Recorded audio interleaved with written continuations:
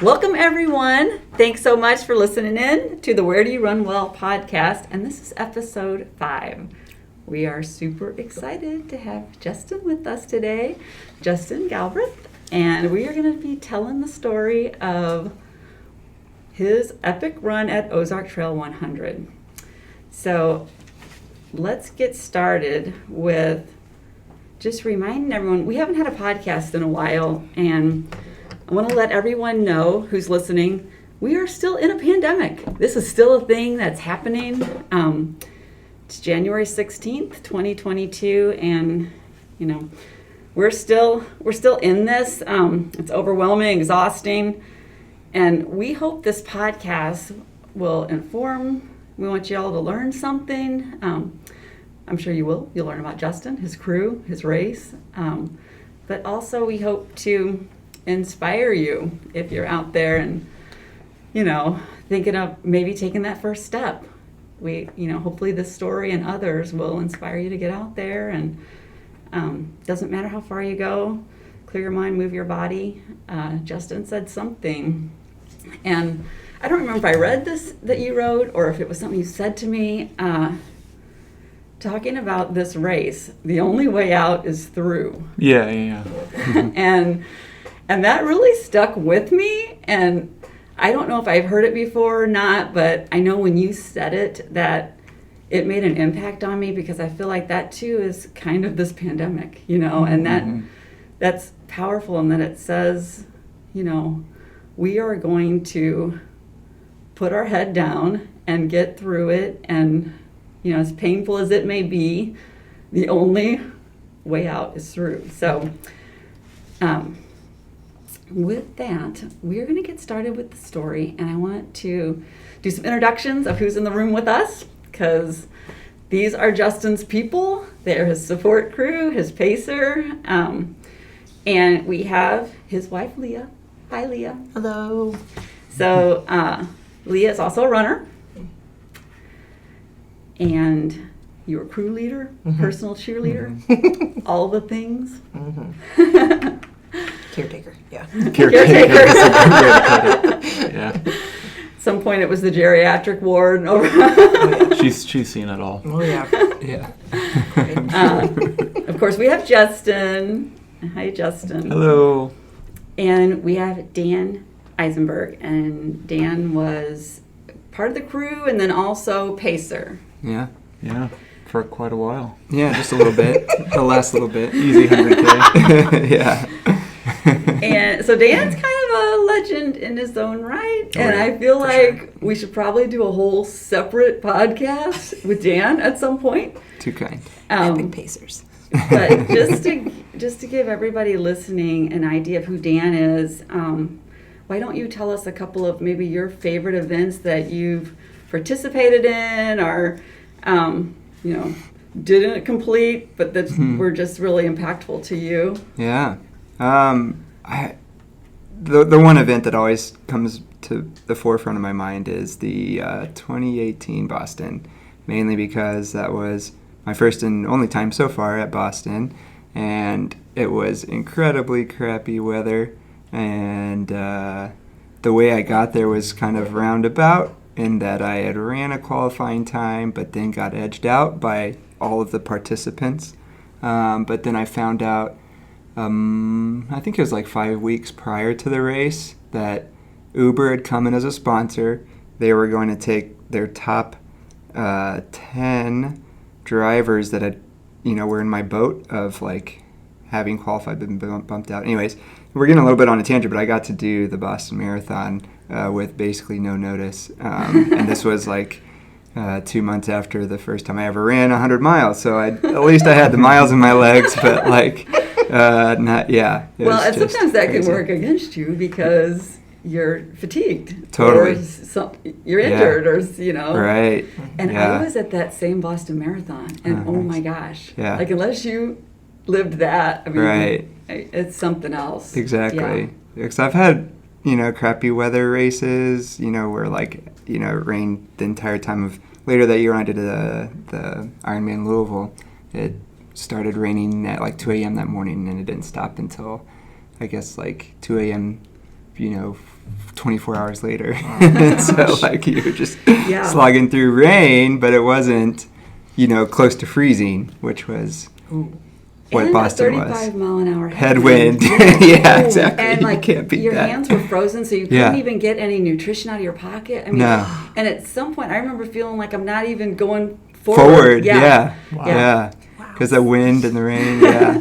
Yeah, I had some guy next to me that was like, "Are you serious?" Right? Like just screaming at the... Screaming at the universe. Yeah.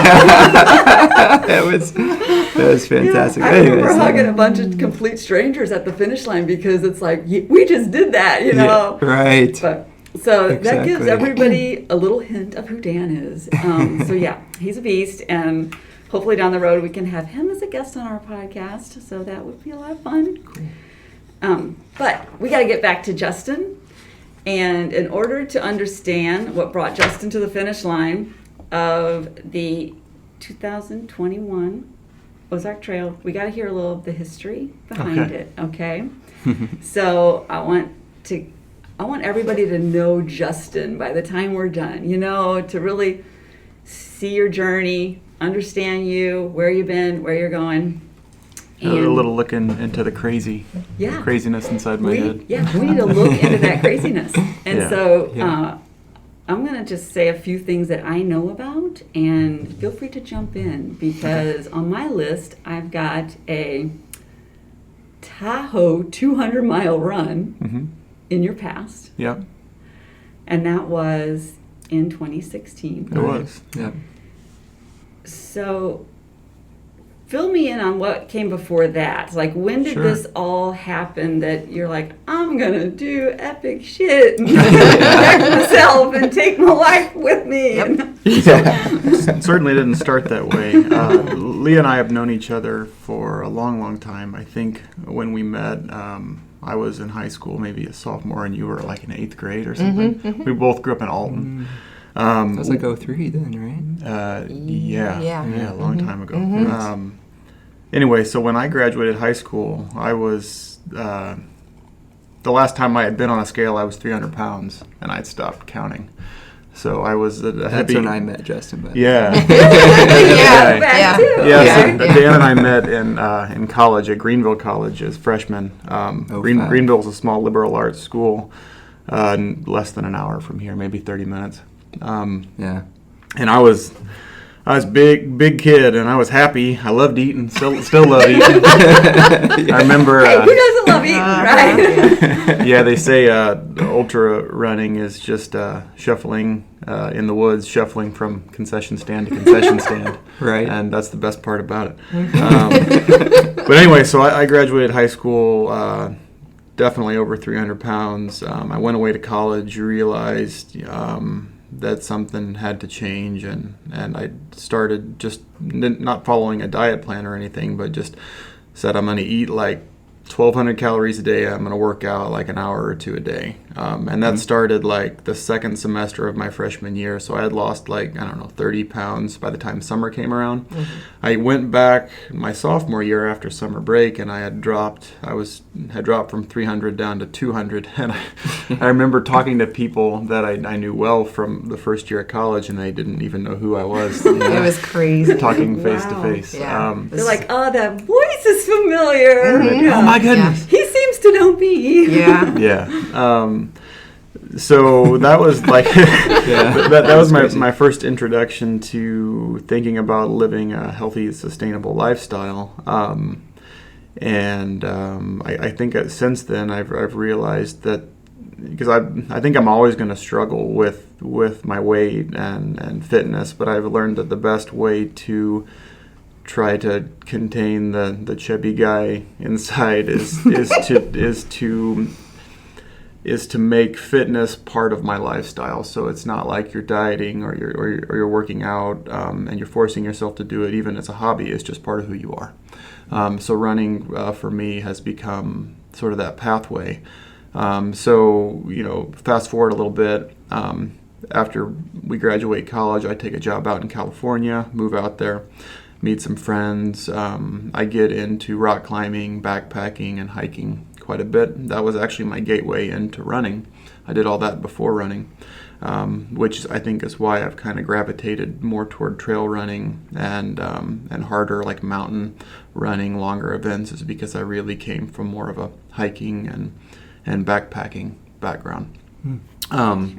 So I ran half marathon, then a marathon, then decided. I think I read Dean Karnassis's book, Ultra Marathon Man. I've actually met him once or twice. Oh, sweet. I met him I ran my first marathon at San Francisco, and I looked over and I said, "Aren't you Dean?" And he said, "Guilty." Oh, wow, cool. So that was pretty cool. So Okay. yeah, he's a super nice guy. But so I read that book. There's another one, Born to Run, by Christopher Mcdougall, which was everybody who came into ultra running around 2010 or a little bit later. Those are kind of the two books that you read to get excited about it. So I read those. Ran my first 100-miler in the Marin Headlands north of San Francisco. And back then, I really thought that I wanted to be a speedy runner. And I've learned since then that if I want to maximize like my longevity and my health, I don't push my pace as hard as I used to. But anyway, so I tried to go sub 24 there. That's a pretty hilly area. I couldn't do it. It was like 25, 30, or I don't remember. It was over 24. So I went back later that Which year. is still great, by the way. Yeah. I mean, that's awesome. It beat me up for sure. Went back Rio del Lago later that year, which is another. It shares a lot of the same course as Western States 100, so it's pretty cool stuff. There's a little bit of a road run at the beginning, like the first 25 miles, but it's still pretty difficult.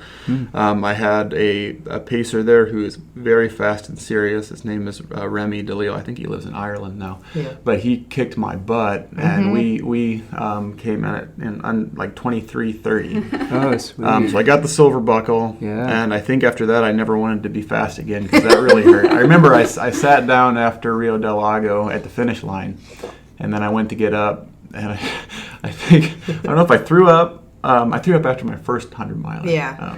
This is getting graphic here, but I could barely get up and walk to the car afterwards. So that was This like is what everybody wants to know, though, because honestly, there's a lot of propaganda out there. Everyone's fake smiling for their pictures, and they don't really see behind the scenes, The like hurt, what, right? Like what you really just went through. Yeah. So how many marathons did you run before you decided you were going to do your first 100-mile? So, maybe a couple. Things escalated really quickly, Apparently, especially with. So me. how many 5Ks did you do before you did your first marathon? I think maybe one. One. He did one. One 5K. That's what it was. So it's just in your DNA. You're I think just so. wired that way, and Yeah. some people are. They just want to go long, and put the miles down. Yeah, that is crazy. That is crazy. So Tahoe 200 was my first 200. That was in 16, and then we went back and did. There's kind of three in a series. We went back and did Moab. It was called 200 at the time. It's actually like 238 40? miles. 40. Almost 40, yeah. Yeah. That was in 17, and then 18. Now they just called them up 240. Yeah. They do. Yeah. Give them the credit, Right. Yeah, because everybody's probably complaining when they think Yeah. what What is all this bonus? 238. Bonus 50K. Yeah. Then Bigfoot in 18, and then our daughter was born. So things have calmed down a bit since then. But that kind of brings you up to, and then after that we go ahead. The first Ozark. Yeah, so we'll Right. probably talk about that in more detail. Yeah. Yeah, and let's just circle back around too, because the three that you just talked about, one was 200 miles, one was 240 miles, and then the Bigfoot was like 200 or a little bit over. 205, I think. Okay. Mm-hmm. And those Somewhere were in there. all Yeah. completed runs that you, Yeah. like completed Yeah. well under the time limit, got your buckle, all those, Yeah. So that would honestly be a whole separate podcast. Yes. We've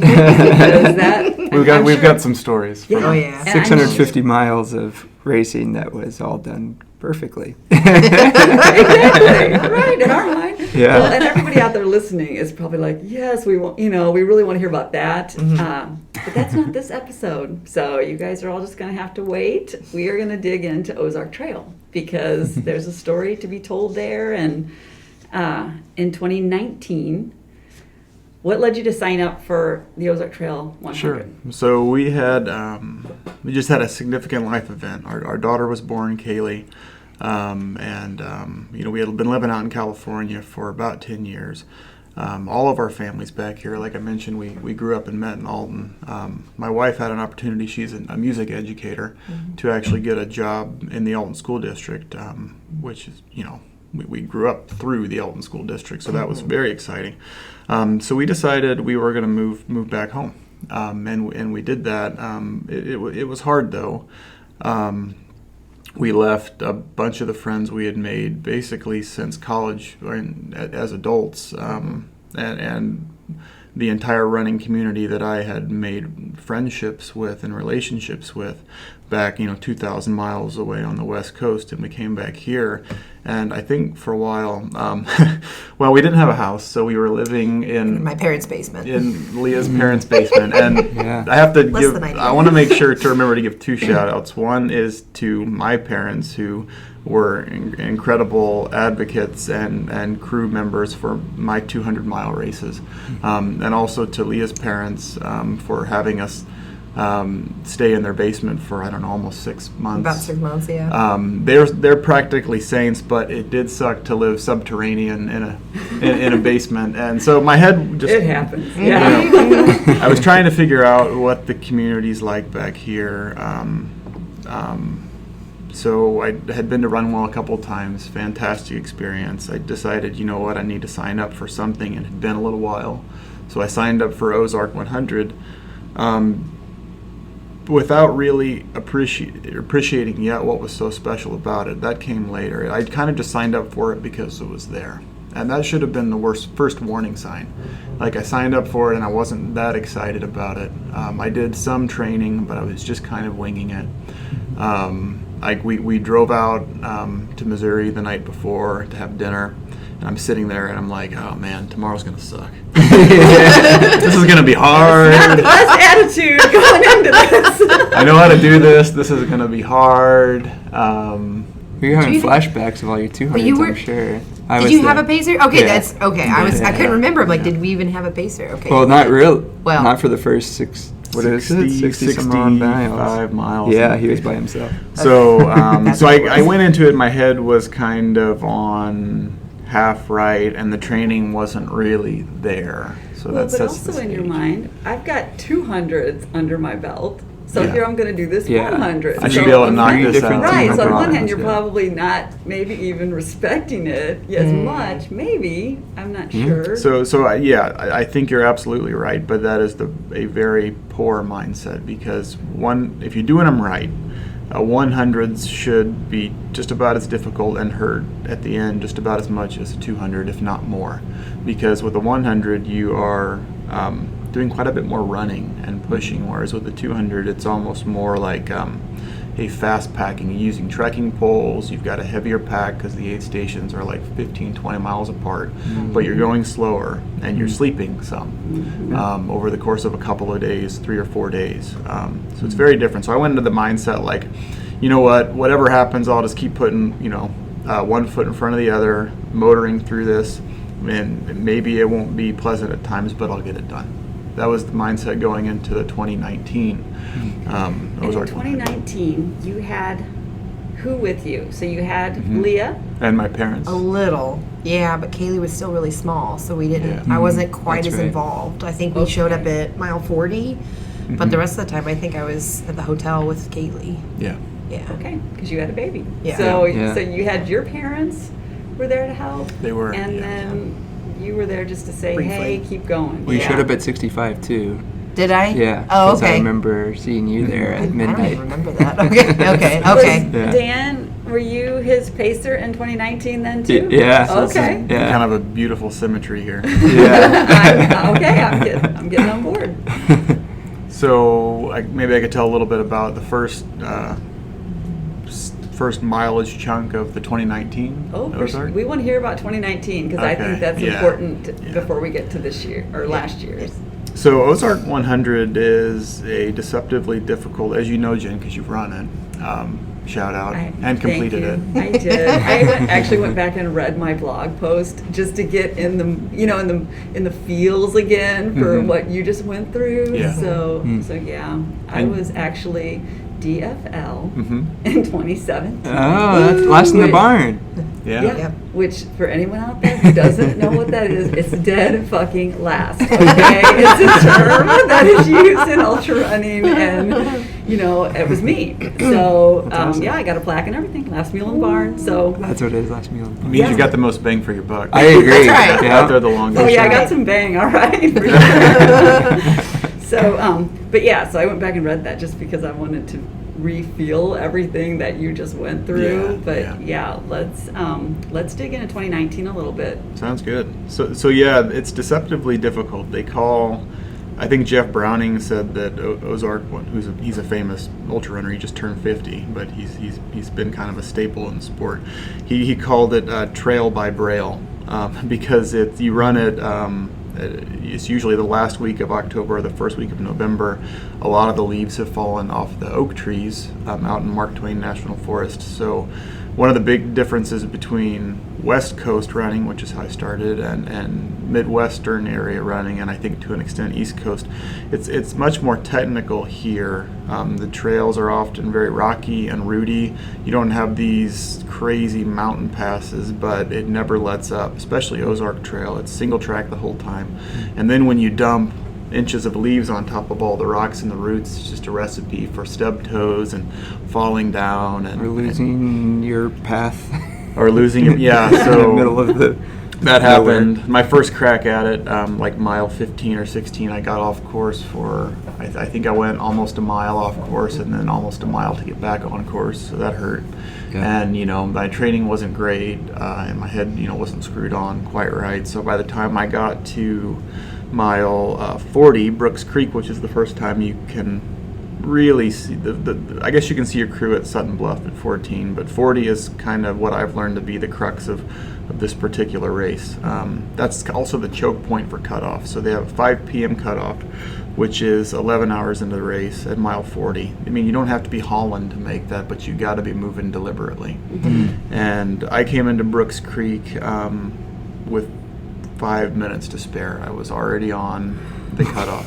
Yeah. And that jacks with you mentally. Well, I mean, Yeah. you're transitioning into night too, so I'm trying to put tights on. I'm trying to put a coat on. My head's not into it. I'm basically breaking down, which I never do. Talia in the back of our car trying to put these running tights on. I think at one point I was maybe in tears. Just about. Yeah. Saying, I just don't know if what's the point? Like, why do I want to put myself through this? I'm not feeling it. Let's just go home. It's like 5 p.m. Let's go have dinner. And she's like, you idiot, you love this stuff. Get out there. Yeah, and that's what you need in your corner. You can't have anybody who's going to coddle you. No, Yeah. I definitely thought you were joking. Like, I was like, is he trying to mess with me? What's going on? Like, and I had to look at you and be like, no, of course we're not doing that. Like, get back out there. Like, Yeah, which was fantastic. Right, I will not enable you. no, I was like, mm-mm. So I had my Eeyore moment, but I said, okay, so I left right at the cutoff at Brooks Creek, mile 40, and after that, it was basically like a pity march, because I didn't want to quit. I refused to just quit, and I wanted to keep putting one foot in front of the other, but I just didn't have the internal fire going. So I kept moving forward, barely making the cutoffs, into the night. It's got pretty cold that year. Super cold. Yeah. It was like 25 when I arrived at midnight. Yeah. Yeah. I do remember meeting you at that aid station now. I had to think back, but yeah, that was Yeah. pretty chilly. Hazel Creek. Mhm. Yeah, and, Yeah. and as a runner, you have to cross a big creek before you get to Hazel Creek, which Yep. is you cross Hazel Creek before you get to the aid station. So Yep. you're, Well, there are a lot of creek crossings. yeah. Yeah. I mean, one after another after another. I mean, you probably don't go 8 to 10 miles without getting wet again. There's certain Yeah. sections where Mm. you luck out, but yeah. Well, There's, if it's you have that to cold, learn. I mean, I guess it could be frozen. Or I mean, Yeah, you have to learn how to, with most long distance trail runs, you got to learn how to deal with your feet, which I learned at Tahoe 200 was my worst foot experience ever, because you start on the Rubicon Trail, which is very, very dusty, dusty granite fines. Then you have all these creek crossings, so you end up with like a granite slurry in your shoes. Ooh. So I had blisters all over my feet by like mile 60 of this 200-mile race. Yeah. So I spent like 40 minutes bandaging my feet up just to get me back out on the course. So after that, I definitely learned to be very proactive about changing socks and shoes. At the most recent Ozark, I changed my socks and my shoes at every aid station I could. So Right. I went with like 6 pairs of shoes and at least as many pairs of socks. Yeah. But anyway, I'm getting ahead of myself. Back to 2019. So I meet up with Dan at Hazel Creek. That's mile 65. I don't know, 5-10 minutes to the cutoff. It was right on the cutoff. 1:55. I had ran back on, like, I guess south on the course to try and find you and motivate you to Yeah. get to yeah. the aid station before it closed down, because they were like, I think they either said 15 or 10 minutes, and I was like, I have no idea where he is, so I'm just going to go out and make sure he's alive for one, but also I was super confident he was alive, because I was like, this is nothing for him. It's 100. He does 200s, Yeah, and that's not a good mindset for me to have. So that's mile 60. So this whole time, after mile 40, I'm just pity marching mile 47 aid station, 55 aid station, not a 65. Each time I get to these aid stations, it's after dark, it's cold. I'm like, please just cut me off. and they're like, you got this, get back out there. I'm not going to quit. Why is it that I'm not even barely running? Why is it that I'm walking? Why am I walking fast enough to keep making these cutoffs? I don't want to be done, but I don't want to be a quitter. Just cut me off so I can quit with dignity. Or I can be forced off the course with dignity. And it never stinking happened. So we get to 65, and I'm feeling so like almost ashamed of myself. But that, we'll talk about what a DNF feels like, because this would become my only DNF so far. Spoiler alert. All right, we're gonna get there.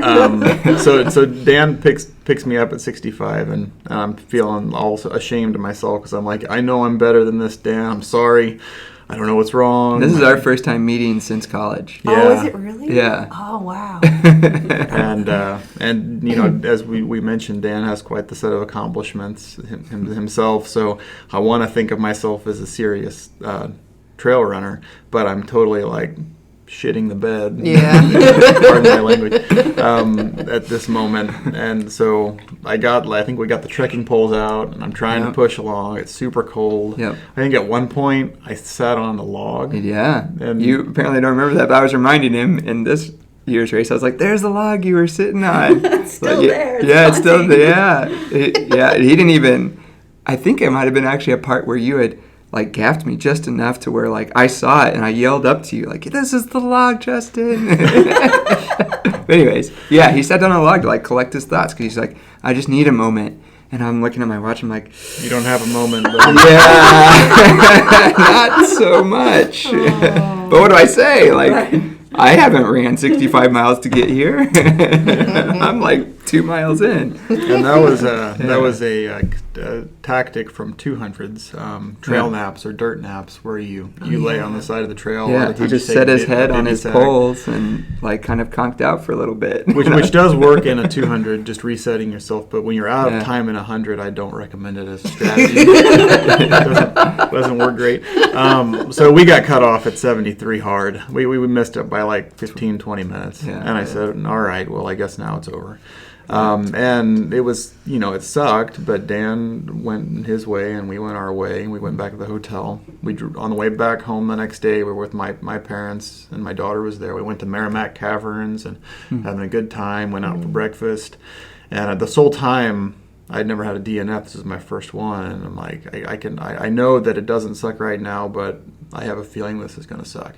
So the whole time after that is like this feeling of a void of where there should be a sense of completion and accomplishment. It's just a feeling of nothing. And people don't, instead of congratulating you, they don't even want to mention it because they're afraid of upsetting you. So it is true when people say that a DNF hurts way more than most injuries you would you would experience on the course. It's absolutely true. So that happened. That was 2019. Went into Christmas the next year, and then the pandemic hits, right? March of 2020. And everything just shuts down. There's no races, no running community. Everything is just gone. And I'm being me, gaining weight and enjoying. We did buy a house out in the country, and that was a great distraction. We love being out there, but I wasn't doing a whole lot of running. Yada yada yada. 2020 goes by, and we get into 2021.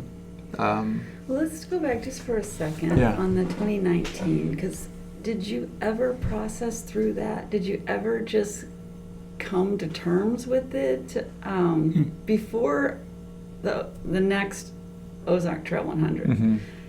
Did you ever, or was it always just kind of like something stuck there, like bothering you, or did you ever really just come to grips with it? Seemed to me like it was a thorn in the flesh type of on your side. Well, I felt like I every time when things did start to open back up, and I would be spending time with the running community, I would feel like an imposter. It's like, and I know I shouldn't be this hard on and I don't recommend anybody be this hard on yourself, but it's just the way my stupid brain is wired. I'm like, you're not a real ultra marathon runner, you. Oh my gosh. I know. Isn't that crazy? That is your so brain crazy. would say that I to know. you. I know. He's like, I'm You're a like, has-been. what? I'm like, I'm what? a has-been. I'm an old hack. Oh, yeah. Thought he was done tossing his shoes in. At age 30. Go ahead, have your pity party, but then recognize, let's look back at this running resume. Yeah, well, but I could do that, and I would do that, but I would think how awesome the 200s were, but then I would keep going in my mind chronologically, and I'd get to Ozark 2019, and I would say, oh yeah, and then I would just focus on that. Yeah. Because that's the only thing that could take that was pulling my energy away. Well, I don't know. A lot of us, we've had DNFs, My first 50K. Well, I DNF'd at Leadville twice, and snap. sometimes you just how am I going to live with this? Because sometimes maybe you're just going to live with it and figure it out. And okay, I gave it everything I had. Wasn't meant to be. But I didn't give it everything I had. That's the problem. I knew I could have done it, Right. but I didn't train that hard. My brain wasn't screwed on right, and I knew that I didn't bring my whole self to that event. I tried to fake my way through it. I didn't respect the difficulty of the day or the course, and it bit me. And that's, I think, what made it hurt for so long. Yeah, that makes sense. Yeah. It does. All right. So then we're going to talk about.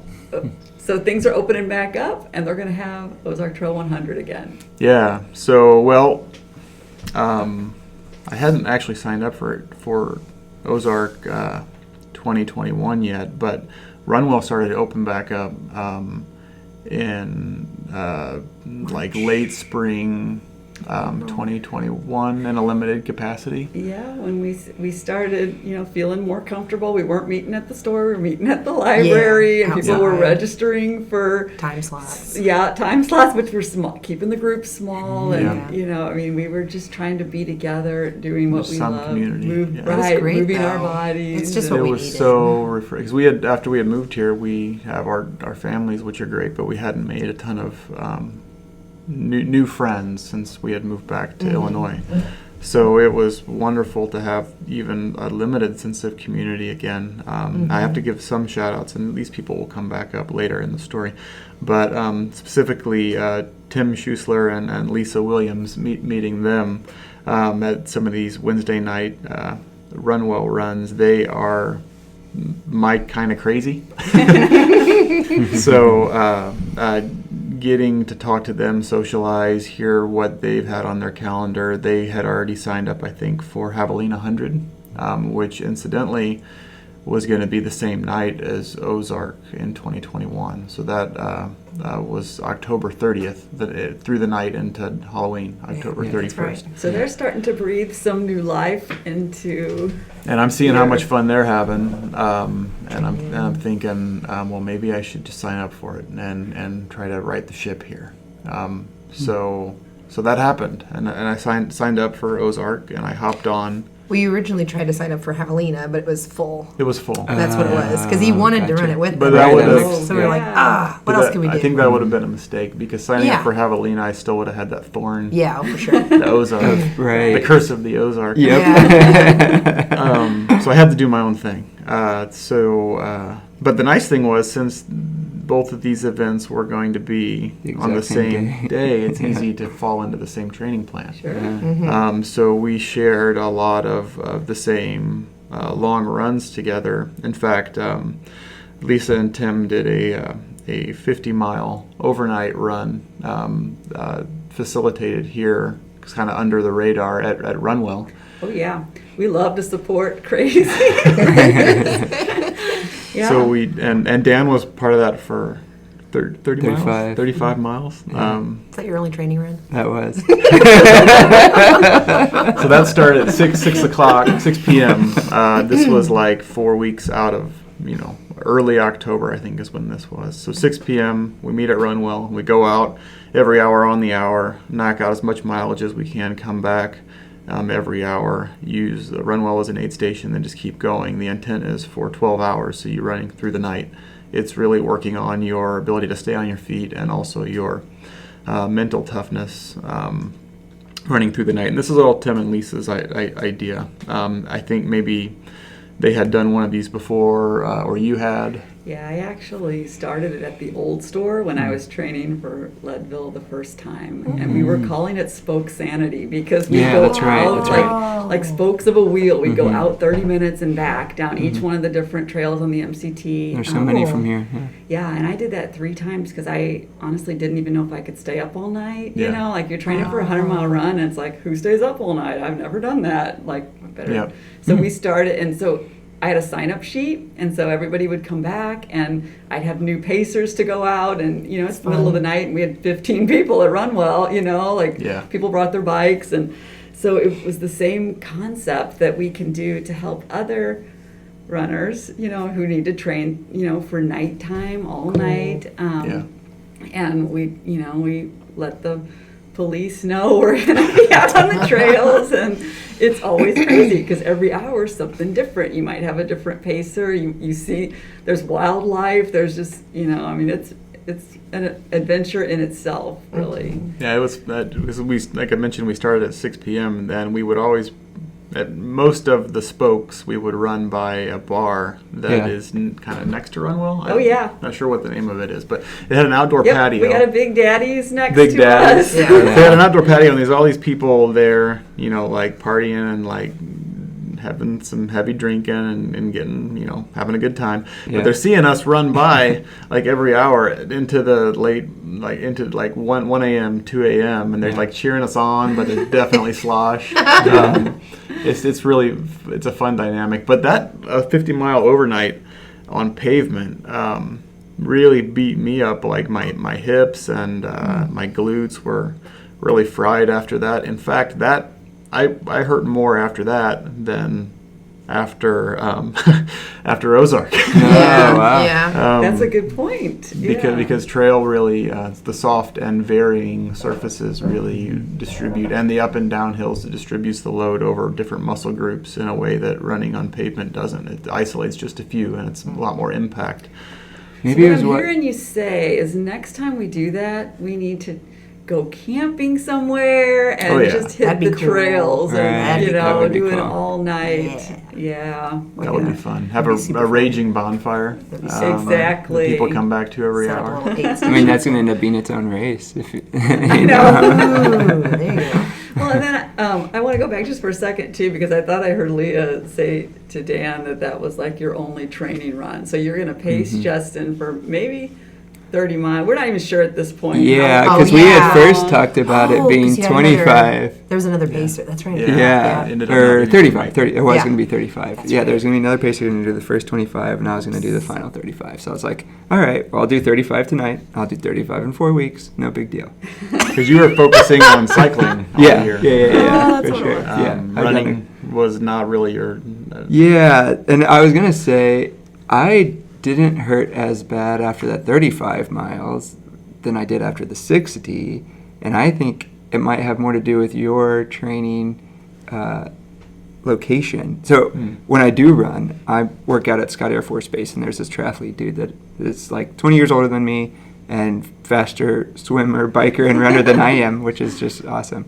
So it's so fun. I train with him, but it's flat out there. So when we do train, it's just at pace, like at marathon pace or better, and it's either on the track or on they have a thing that goes around the entire facility. It's like basically a nice little 10K, but it is flat. So like when I was out here doing flat, all those muscles were ready for flatness. It was definitely much longer than 6 miles, but it wasn't too bad, to be honest. Like Yeah. I was totally used to the concrete and Okay, whatever. so here's your one training run before you show up and pace then. Yeah, well, and even Justin kind of cut me off, actually. He was like, I think you've done enough. I don't want you to get injured. Yeah. I was like, I'm going to be here till 6 a.m. And he's like, no, I think you're good to go if you want. That's the benefit of being, arguably crazy in your own mind. You can smell it on somebody else in an instant. Yeah. I know what you're feeling. You're You need to going go to wreck all your shit on the Right. training run. Right. Well, and who's that guy? Yak. Yak Probably had Yak. just freaking rolled his ankle. Oh, he did. And so I'm like, whoa, I don't want to do that. No. So maybe I should go home. Good call. Good call. Yeah, that was great training. Actually, the whole training. I was looking over my Strava last night, thinking about how the training block had gone, and it was like night and day with 2019. Yeah. Now, my training over the last few years is nothing compared to what I used to do before our daughter came along. When I was doing the 200s, I was doing a lot of weight training, yoga, on top of all the running, just working out like a fiend. But 2021 was still kind of a return to form for me in terms of my training. So I ended up, we took a work/vacation to California for 2 weeks. Oh, yeah. I still work for a company out on the West Coast. And we spent, I got an opportunity to go run back on some of my favorite trails out there, the Ohlone Trail, Mount Diablo. I ran at Yosemite while we were there, so I got a lot of good vertical, a lot of good technical in on the vacation. And then the next vacation, like a couple of weeks later, was the Smoky Mountains. Oh, yeah. Oh, perfect. It was perfect Yeah, it really to was. build in some serious elevation into my training program. So I ended up peaking a couple of weeks right at about 80 miles a week, which for me is right about right. Yeah, it's solid. So I went in to Ozark, had a good taper, no injuries. I ended up, like, physically I felt great, but I was really nervous, and and it was weird to me because I don't typically get that nervous. Another thing that helped is you had let me borrow a book of photographs off of the Ozark Trail. Do you remember that? Oh yeah, because we had a customer in, and he was the that's photographer for that book. Yeah. And so I just happened to have it because he had just dropped it off like within a week or something. Cool. So I'm like, be inspired. Well, it's the little stuff like that actually makes a difference, because when you have something to look at and you're thinking about, wow, all the subtle beauty of the creeks and the hollows and the trees as the leaves are coming down, and you're thinking about all this, and so now I hadn't just signed up for it because it was there. I signed up for Ozark because I wanted redemption, but also because I had a genuinely appreciated and found the terrain and the area to be beautiful. So I was excited to go back, which I think all of that brings us kind of right up to just about race day. Awesome. So yeah, we let's see, what happened the night before? Your shorts. What was the short story? You just didn't have the right pair of shorts. We got all the way there, and he's like, I don't have my shorts. I'm like, and it's, what was it, like 9 o'clock before the night before the race? I'm like, well, we can't drive back home. How do you not have It's your like shorts? Well, it's I've not done this just before. He has done it I've before. done this before. It wasn't your racing shorts, like the ones for the daytime. It was the nighttime shorts. They go Okay. over your Gotcha. tights. Some people say you're not supposed to wear shorts over tights. It's like a over tights. faux pas. You wouldn't do that. Yeah. But I occasionally like to. It's extra warmth. Yeah, we'll say it's extra warm. It's how you're comfortable. Yeah. And you want to be comfortable. Right. And you're So that you ended up getting sick. Kinda. Oh gosh, that was That's wrong. right. Yes, That's I do. right. So Dan texts me. It's like Yeah. 8 o'clock the Oh, night man. before the race, and he's like, "So, I think I'm sick. I don't know. I don't think it's COVID. Right. What should I do?" Because that's the first thing we think of Yeah. now. It's Well, yeah, like, of oh my course. gosh, I have Yeah. a tickle in my throat, you know. Or Yeah. Yeah. Well, I had a little bit of a fever, almost 100 or whatever.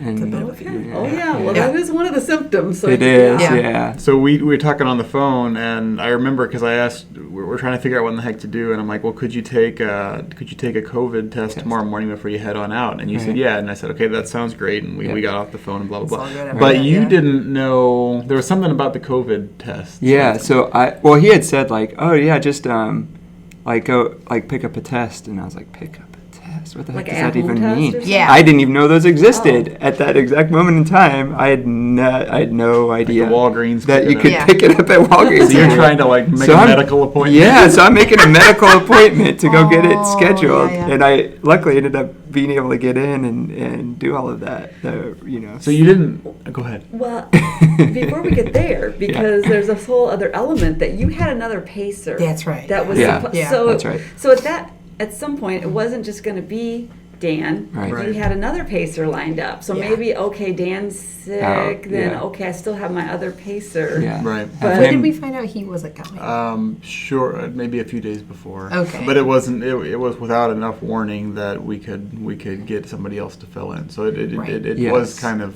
It was close to the It was wire literally on like 5 or that. 6 days. Like it was that week. Yeah. Because Yeah. I remember having. I was out on the track with my running buddy, and I was like, okay, well, I'm really not. I can't go hard today because I just found out I'm doing 60 instead of 35. Well, that's right. So that adds this whole other element because when Dan all of a sudden is sick, then the day Yes. before, Oh, that- man. he's your only pacer at Yep. this point. Yeah. Like we don't have another one lined up. You Right. know, we're on a skeleton crew here. Right. So Dan's sick, and you end up getting a COVID test. Yeah. And And the result came back at I think 11 or so. Because I got it, the first appointment, whatever, Oh, at 8. And So I was at mile 20 on the course Oh, when shoot. when you You're got like, it's it. negative or what? Yeah. You're in southern Illinois at your house or right near your yes, house, right? exactly. I'm yeah. getting the COVID test. Yep. And then I still feel bad that you didn't know. I should have told you that. I shouldn't have assumed that you didn't know you could get them at the store. You're making I all definitely this, picked him out You're afterwards. calling like your friend that's a nurse, and you're Yes. trying to. Oh, Yeah. wow. Yeah. So I really appreciate that you did all that. But anyway, so you're hightailing it to try to meet up with Leah. Actually, you had to park your car at Bass River, Yeah. right? Yeah. Which is It was where a- the race ends. That's Right. right.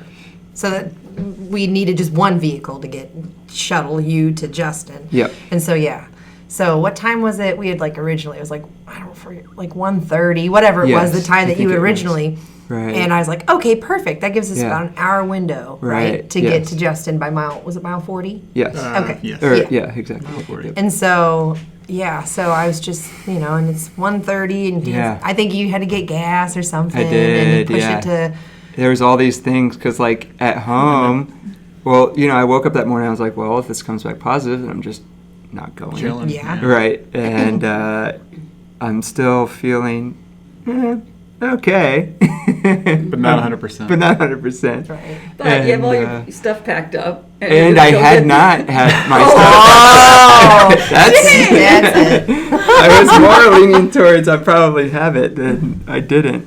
Anyways, And You're probably thinking after the 2019 experience, he's going to be slow moving anyway. So Yeah. I got time to kick right. back. When he said yes, because I'm like, oh, I'll look, get it's a there, 5 like- p.m. cutoff. I'll get there 4:30. We're good. Yeah, so I'll get there, right. Yeah, I didn't expect him to be freaking 2 hours plus ahead of his freaking schedule, which was awesome, obviously, but it was totally different than 2 years prior. But yeah, so I was packing my stuff, which got me a little late. When I got to Leah, I had sent her a picture of the back of my car that I luckily just had on my phone.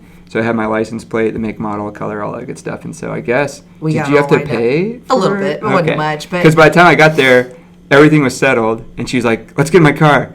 And so we gotta go. We gotta go. Justin's moving. And honestly, like in my head, I thought like your dad would be there or some other person. Somebody else. Yeah. And so I was like, why aren't we just meeting at mile 40? Because that's, 2 years Yeah. prior. Ah, I yeah. had just gone to mile 65, whatever that, 65, yeah. Hazel Creek. Yeah. And then either you or his think I dad drove you back. my car to the inn, to the That's what it hotel. was. That's Anyway, what it so was. like, that's what I was expecting this time around too. So I was like, man, everyone's making a big deal about all this stuff. Anyway, so from my perspective, I've got. You're just trying to be chill. Yeah, Yeah. just trying to be chill. Exactly. Because Yeah. ultra runner, man, Right. it's just a chill vibe. Yeah, Like, why you exactly. rushing? Right. So yeah, I'm rushing to get there.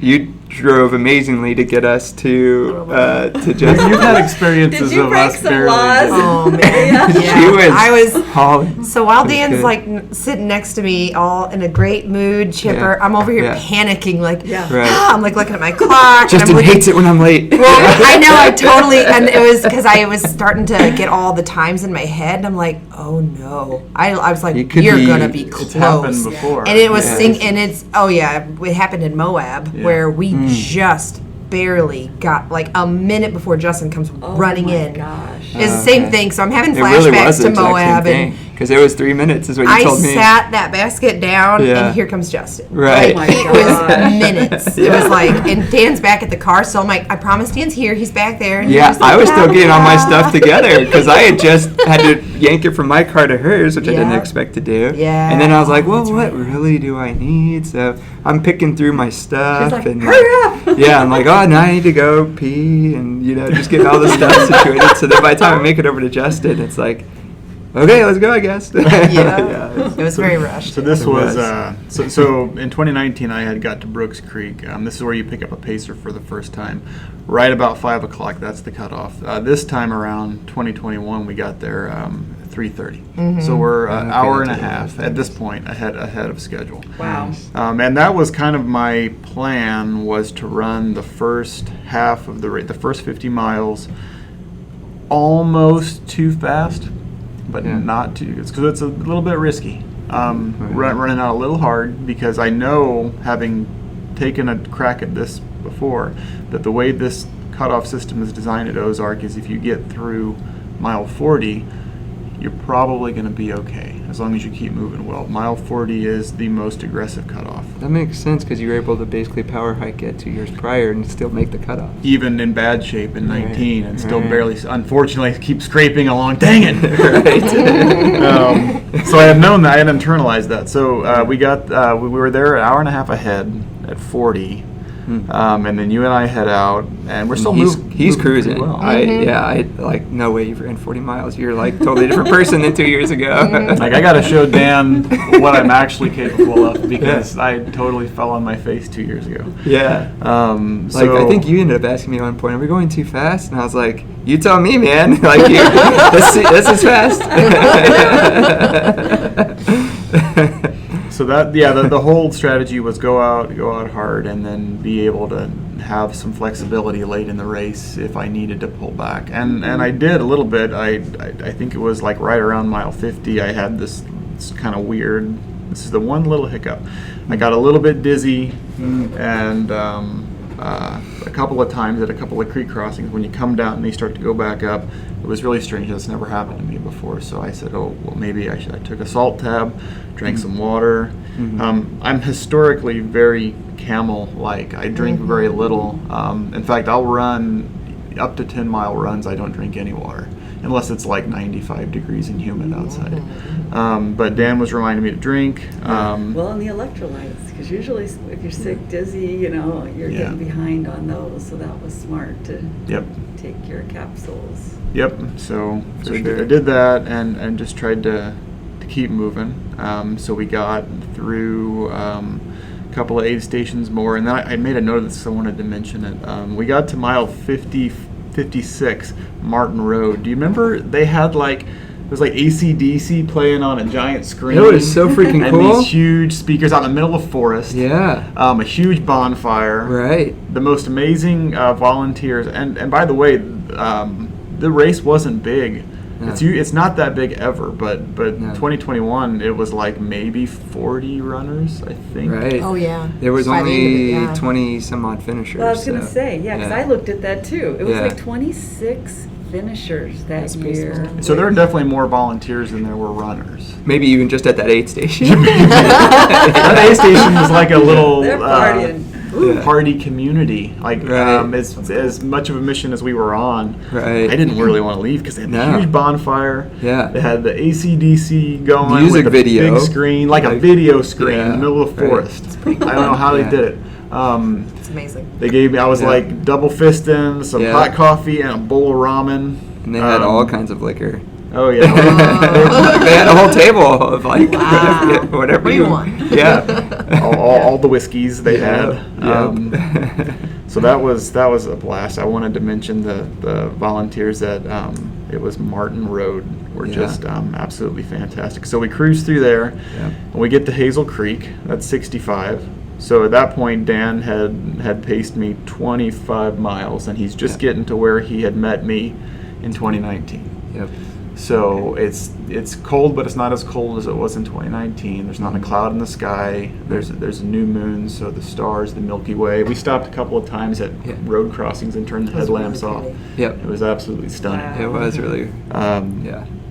So we get to 65, meet up with Leah, and it's like we're on a mission, right? Mhm. Yeah. We're just moving at that point. So we spent the whole race, I think we spent very little time at aid stations. It was quick. I kept Changing telling Justin shoes, to slow changing down. shoes, changing socks, right? Shoes, socks, Yeah. food, go. Yeah, so amazing because like Leah was there, and of course like Justin, had always, honestly, he was kind of ahead of me. He said, he was kind of the one setting the pace. To be honest, even though my title as a pacer, I was just kind of there for moral support, I would say. So he's kind of setting the pace, and he would get in before, and Leah's like, okay, what do you need? You need this, da, da, da, da. And so he would say, this is what I need. They like work super well together, and I'm sitting over there just like admiring. I'm like, oh shoot, I need stuff too. And so then it was like Justin's already halfway through getting all this stuff together and getting his way out, and I'm like, what do I need? Yeah. And so like then I'm like, he's already out, and I'm like, okay, I need this and this and this. He's able to like give me a little attention, and then I gotta like sprint back out to catch him. Yeah. So you're just making sure he had all his stuff down. And, Yeah, absolutely, and it made total sense. Pacer has to Definitely. to be a good pacer, you have to take care of yourself. You can't forget to take care of yourself. Right. Yep, for sure. And that is important. Even if all you can do is grab like a stale half Pop-Tart and Right. then run out, you got to get something. Yes. Yeah, for gotta remember sure. to eat and drink yourself. Right. Yeah. Yeah, so we're cruising, and we Yeah. get to at one point my backpack breaks. Yes. Do you remember this? Yeah, I do, totally. Like it just came apart. Yeah. My running pack. Yeah. And we're moving like trained assassins. Like I don't even take Right. it off. I'm like, Dan, pack's broken. He's like, I got it.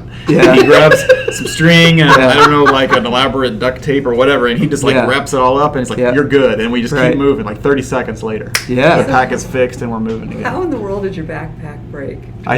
Well, it's got this string tensioner. It's an Ultimate Direction. It's got this Yeah. thing where you can tension the strap in the back.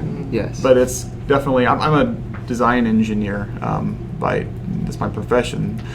That's like the weak point or the choke point in the design, because it's this Totally. thin little cord Yeah. that everything relies on, and it's a single point of failure. If that Right. cord goes, the whole thing it just goes limp. Yeah. I did. Now, do you have to take it on? Do you have to take your pack on and off at aid stations, or you're leaving it on the whole time and you're just like You took it off. handing A little by? bit. A little Okay. bit.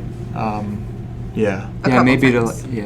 I don't Like the know. big water. Or something, Yeah. I don't know what. So yeah, I kind of use the way I typically approach the longer events is I have it's a 1 or a 2 liter Camelback, and that stays full pretty much the whole time. That's my reserve tank, so I only touch that if I have to. I mostly drink out of bottles because those are easier to take on and off. You don't have to take the pack on and off. Right. So that's what it was for those. And at the night, so I can go into a whole thing some other time about like nutrition, overnight running strategy. But I like to do half Red Bull, half water. He's super good at that. And in the 200s, I would mix in caffeine tabs, but that wasn't really necessary. Nice. Okay. You gotta really dial that in, because if you want to sleep, you don't want to have had a caffeine tab. No. So we're doing that. You fixed the pack like an absolute boss. Thanks. You must have been a scout because you knew the perfect knot. I did. So you just tied it back together, basically? Yeah. It just like when it fell apart, I just had this nice shot of it with my headlamp, and I was like, oh, this is going to be easy to fix. I just, and so I just started putting it together. MacGyvered it. Nice, Yeah, and it held the whole freaking time, too. I didn't know until days later at home, and I'm washing his pack, and I thought I broke it. I'm like, I'm so sorry. And he's like, no, that happened at the race. And I'm like, When did that happen? Like, when did, I was clueless. I didn't even. Well, I think that's pretty interesting because you do have to go into problem-solving mode, and that that's kind of the fun part too about ultra running, because you never know what's going to happen, and your pack busting, like that's a pack that you train in all the time. My pack's like my best friend. I can't imagine that something would bust on it and I can't put it on, or have it with me, and that's something that you need. That's a key piece of your equipment. Super key. Did you have a backup pack?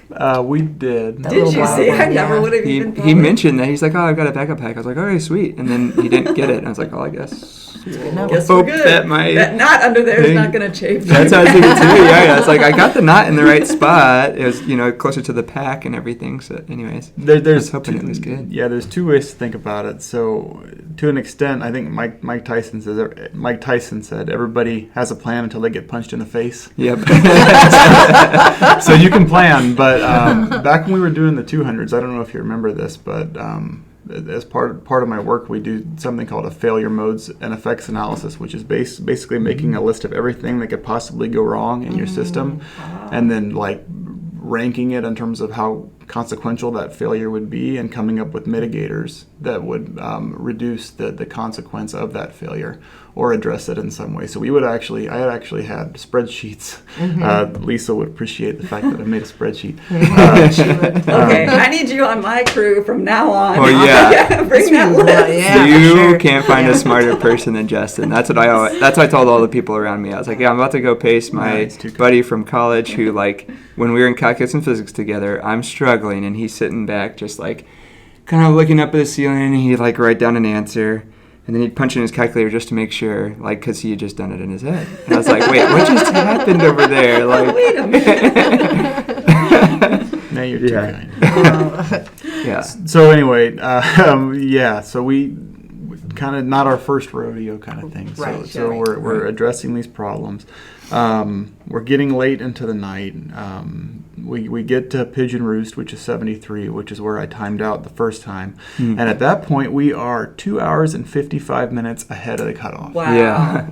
Almost 3 hours ahead. So we are making great time. Yeah. So that's just wind in your sails, too. Oh, yeah. We're actually having fun. Like, we're joking with the people at the aid stations. Yeah. Because it was the same dude, the same crew, really. That was. You remember you gave me a ride back in shame to my crew last time from the aid station. How awesome to see them again, though, and for them to see you. Yeah. It was like this retired Marine dude. It was the guy who drove the truck, that's I remember, and he was just, posted up in his chair like he was 2 years prior, except this time he didn't have to stand up to get in his truck. So that was a big boost. And I actually, because it doesn't happen that often, I haven't been racing nearly as much over the last few years as I had 4 or 5 years ago. I really, in a kind of a twisted sense, I'm in some pain, but it's all manageable. I'm actually having a great time, and I was kind of looking forward to getting into the night leg. We had cashed all this extra time to the cutoff, so it's getting like we're in the mile 70s now. It's very dark, 3 in the morning, 2, 3 in the morning. So I finally get the trekking poles out. That's right. I get into like my special zone, my night zone. So I have like this electronic, almost trance type music going on my headphones. I got my trekking poles. Milky Way is on top, and just like, oh yeah, It's your happy in the place. zone. I did that for like 4 hours. Yes. Yeah. Keep you awake too. I think you finished an audiobook. Yeah. Didn't So you? speaking of like, books that motivate you, right? I had read the Born to Run one, but I had just started reading, and shoot, you're much better at remembering everything. The other book that you mentioned earlier today. Dean The Karnazes. Oh, Ultramarathon? Yes, Ultramarathon Man. Because he had mentioned it to me, I think maybe just earlier that week, something like that. And he was like, yeah, Ultramarathon Man. I was like, all right, cool. So I put that on. And that's what I was listening to while he's jamming out. Because he's just like cruising, Zone. going for it. I was like, I am kind of bored back here. So highly recommend those open ear aftershocks. Yeah. I had literally picked those up the day before, and I'd been wearing them on my ears the whole time, but they'd been off, and I hadn't even noticed they were there. That's what was kind of nice about them. But so at that point he was like, "Hey, do you mind if I just kind of zone out for a while?" And I was like, "Sure, this is the time to do it because it's like the middle of the night, and it's going to be tough to move forward." So yeah, both he and I are in good spirits. 'Cause I'm listening to this book that's super motivating because it's literally talking about doing all this kind of crazy stuff and helping me remember to lean forward and have good form and all this fun stuff. So anyways, It was pretty cool. We're hanging that's out, cool. but we're kind of in our own little zones. And when Yeah. you're on the trail in the middle of the night, it's such a special, unique time because you're never in a situation like that in your normal life. So it's something that is just incredibly unique. It's hard to explain. Yeah. When you know everybody around you is gone to bed, and they're sleeping, and they're going to get up in the morning and have a hot breakfast, and you have to get this thing done, and the only way out is through. You're one foot in front of the other. When you embrace it, it can be a pretty incredible thing. So, And also all of your senses too. Like when you're in the woods, I mean, people don't realize who goes out in the woods at night and Right. it's pitch black. You can't see what's over there. Every once in a while, you might see some eyes looking back at you. And Yeah, totally. You're so We saw aware. raccoons It's a lot. heightened awareness. Your senses are It's very primal. awake. Yeah. Yes, it is. yeah. And what were your trail conditions like? I'm just curious. Did you have, were the leaves on the trees, or were most of them down on the trail? I'd say it was half and half. I think it was not as bad as 2019. There was Right. definitely leaf coverage. That trail in particular, there are areas where, if you have really small rocks, it's fine. It's like gravel. If you have big boulders, you can hop over them. It's fine too. But there's the size between like a coconut or a softball where it just ankle turners. Oh yeah. And you put some leaves on top of that, and we had a couple sections like that it's just, you got to stay on it, otherwise you're going down. Yeah. Yep. But overall, I would say the trail was in decent shape. Yep. And shout out to the volunteers too, because I remember they would blow off or rake or whatever they did about a mile into and out of the aid Yeah. stations. Oh, So you know that you're makes a getting lot of there. sense. Yes. Okay. As soon as you I didn't know hit that was this happening, but I did nice, notice it. runnable dirt just got trail, way nicer. Right. you're about a mile or less from your Yep. aid station, which was so nice. Well, they Yeah. would hang glow sticks too from the Yeah. trees, Oh, and so yeah, so you could see those yeah, as well. it's well, somebody had to be out here on purpose. It's the whole vibe is just fantastic. The logo for this race is like a hillbilly dude with the holes in his shoes. It's a cartoon hillbilly running, holes in his shoes, holding like a bottle of moonshine. I can't think of it. You should Google it if you're listening to the podcast. It's fantastic. It's this quirky kind of grassroots feel. The people that are volunteering really want to be there, and they're throwing parties in the middle of the woods at the aid stations. It's super, super cool. Yeah. So we're at we're 80 now, and one of the things that Tim Schussler and Lisa Williams and I had agreed we would do is a Facebook video chat, FaceTime, if we could, if the reception would allow us. Right. because they're running Javelina. At the same time. I'm at Ozark. So we call each other. I don't remember who called who. You called Tim. I think Tim called me, and I missed it because I was taking a trail poop.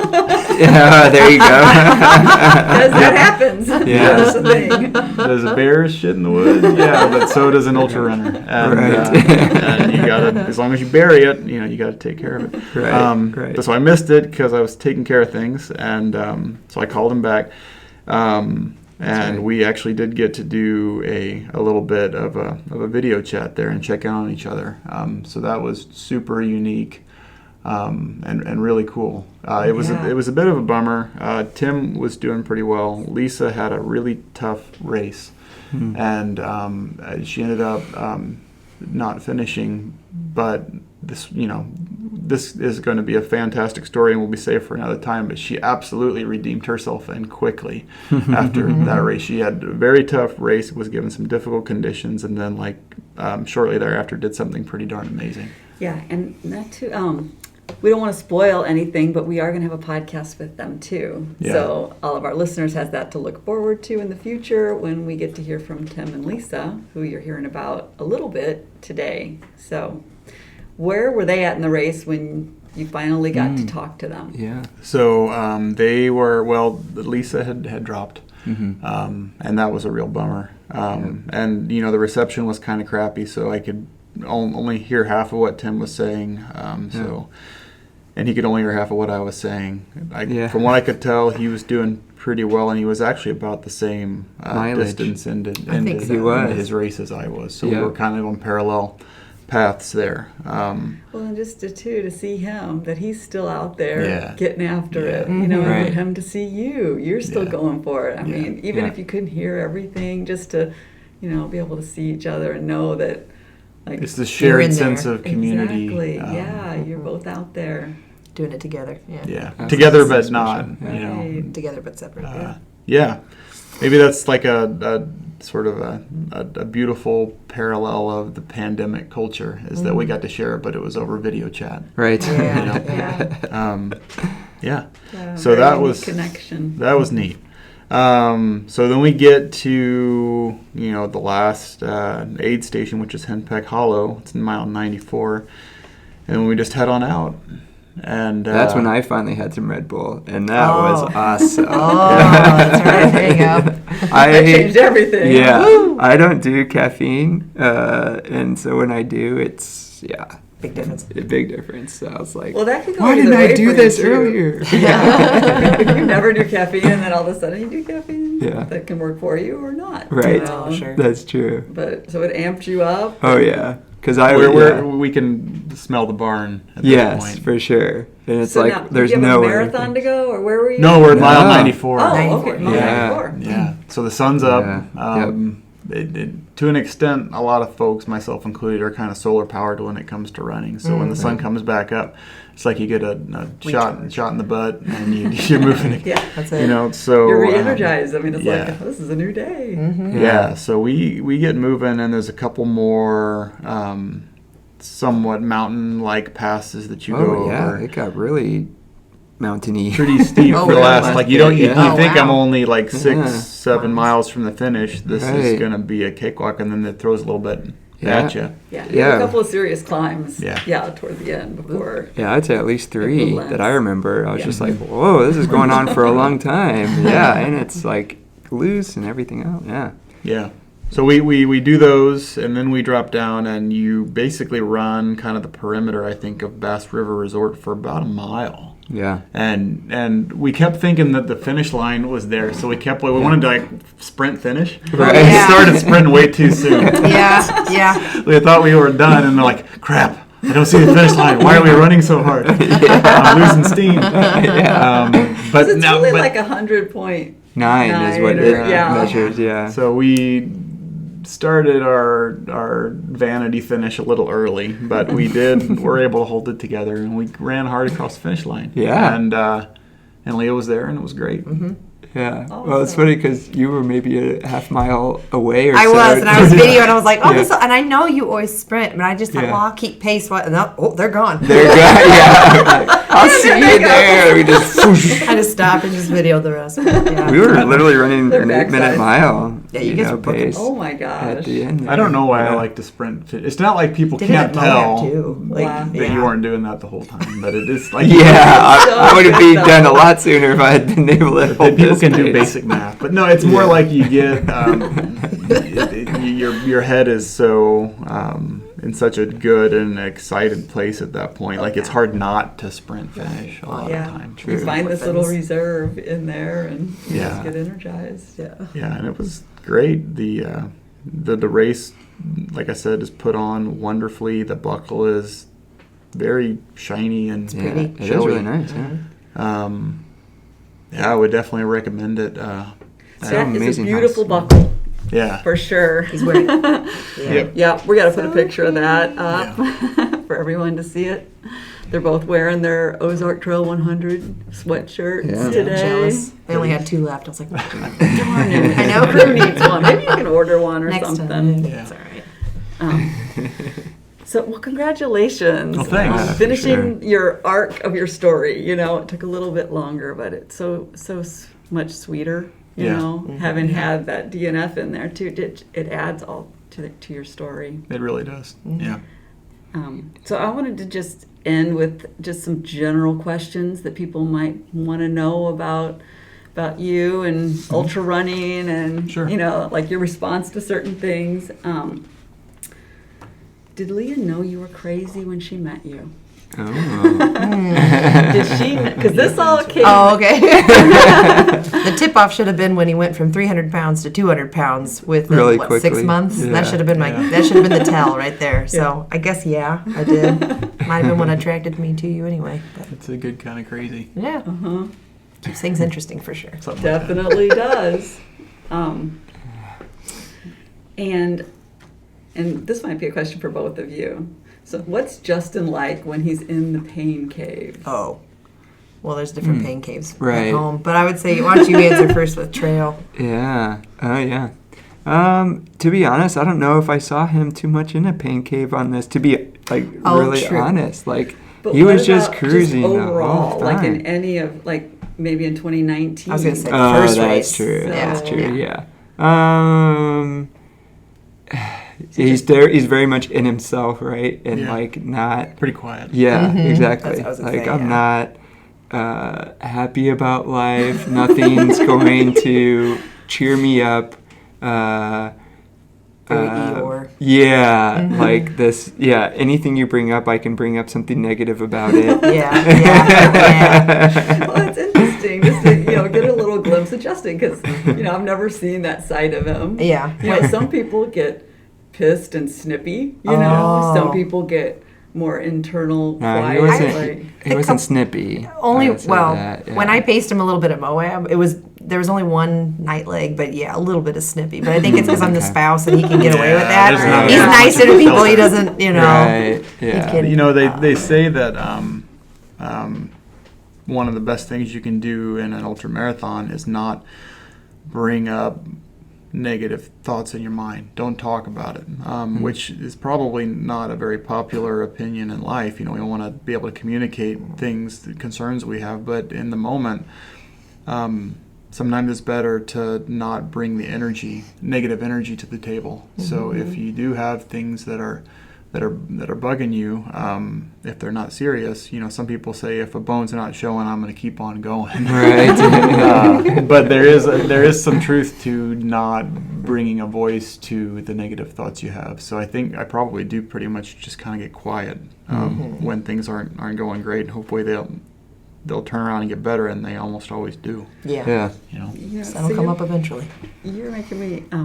So remember a story of when I was out there at the Ozark Trail 100, and actually Tim Schussler, who we've been talking about, was pacing me. Yeah. Oh, He nice. paced me for a stretch, and my feet were just jacked. Like I had no idea what was going on down there, I felt like I was on broken glass. I didn't. So, I kept talking about my feet because my feet are an issue, my feet are hurting. I have, cushion sock, padded shoe. I felt like this is the best combination. I honestly felt like they were just banged up from just the rocks, but so I'm steadily, I guess, talking about my feet. I didn't even realize I was doing about all these feet, So Tim's stops me to remind me of all the things to be thankful for, and then just to be thankful that we can be out here doing this, and I'm like, you're right, I am really thankful. And then I follow that up with, I'm thankful that I don't have a hacksaw right now where I would cut your feet off and sew them onto my leg. Oh, nice. I got double pack. Yeah. So you really have to bring the humor when you go to the dark place. That's funny. You do have to spin out of that and just have some fun with it. And so we did. Yeah.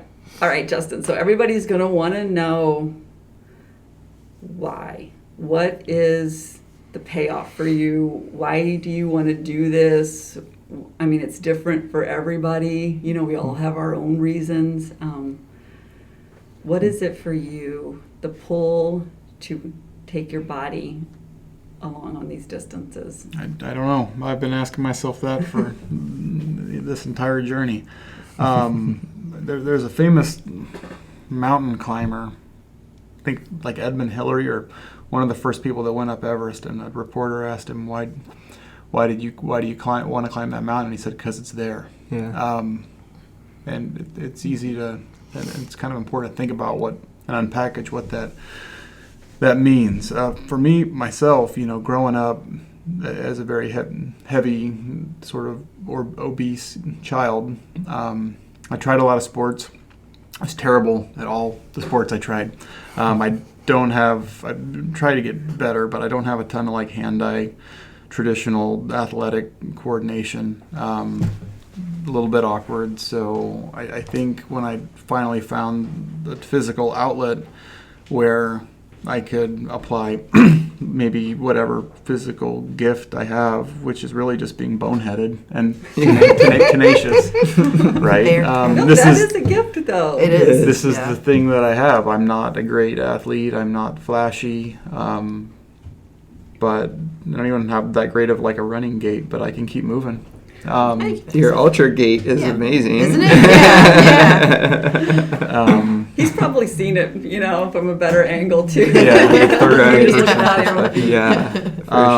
But I think within the running community, and especially the trail and ultra running community, everybody comes from some kind of an interesting background where we all kind of were never really like the mainstream super popular kids growing up, or we have some darkness, maybe it's addiction or something in our past, and we all come together through a community sense of crazy, and we come out better through the process, and we can't really explain why it works so well, but it does, and we keep doing it. So as long as I can keep at it and stay healthy, I'll keep running, and if I can't run, then I'll heckle and encourage others to do it, and I'll live vicariously through them. Right. Well said, Justin. Thanks so much for sharing your story with us. Thank you, Leah and Dan. We really enjoyed it. Great story. We can't wait to hear more too from you and what your plans are for this year. Do you want to share anything with us? I signed up for nothing. Well, we'll keep working on him. And I'm waiting until I find something that really gets me excited, where like I go to bed thinking about it and I wake up in the morning and I'm like, I still want to sign up for that. When that happens, I'll know it and then I'll sign up. But right now I'm just kind of enjoying spending time with our daughter and together, and we're at a good place in our lives, I think, and we're just happy. So Looking forward to the next adventure. wonderful. Yeah. Wherever that may be. Yeah. Well, enjoy the basking in the glory of your accomplishment, and thanks for sharing your story. It was a lot of fun. thanks. I know. For information on training programs through RunWell Coaching, please visit runwellcoaching.info And for all other information on events, visit our website at the store, runedwardsville.com. Thanks so much for listening. See you next time.